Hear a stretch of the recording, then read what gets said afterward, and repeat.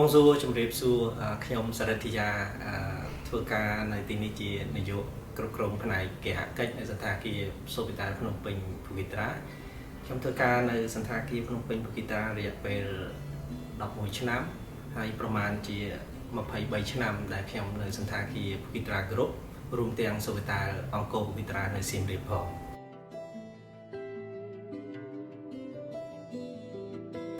ភ្ញៀវជាច្រើនអាចមិនសូវបានជួបខ្ញុំពីព្រោះខ្ញុំជាផ្នែកនៅខាងក្រោយក៏ប៉ុន្តែខ្ញុំធានាថាសន្តាគារនឹងត្រូវបានបង្ហាញយ៉ាងស្រស់ស្អាតនិងការថែទាំយ៉ាងល្អ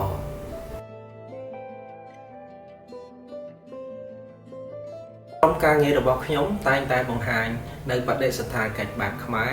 តាមរយៈស្នាមញញឹមយ៉ាងកក់ក្ដៅភាពស្មោះត្រង់និងការយកចិត្តទុកដាក់ខ្ពស់គ្រប់ទីកន្លែងយើងចាត់ទុកសន្តាគារដូចជាផ្ទះទី2របស់យើងដើម្បីឲ្យភ្ញៀវមានអារម្មណ៍ថាពួកគាត់នឹងត្រូវបានស្វាគមន៍យ៉ាងកក់ក្ដៅបំផុត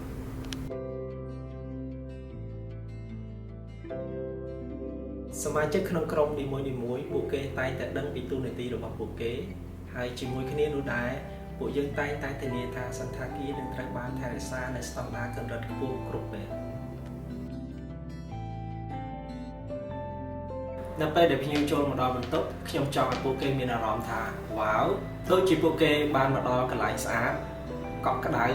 និងមានការរៀបចំប្រកបដោយការយកចិត្តទុកដាក់សម្រាប់ខ្ញុំគឺជាការផ្ដល់នូវផាសុកភាពសន្តិភាពផ្លូវចិត្តនិងឲ្យពួកគាត់មានអារម្មណ៍ដូចជាការសម្រាកនៅផ្ទះរបស់ពួកគាត់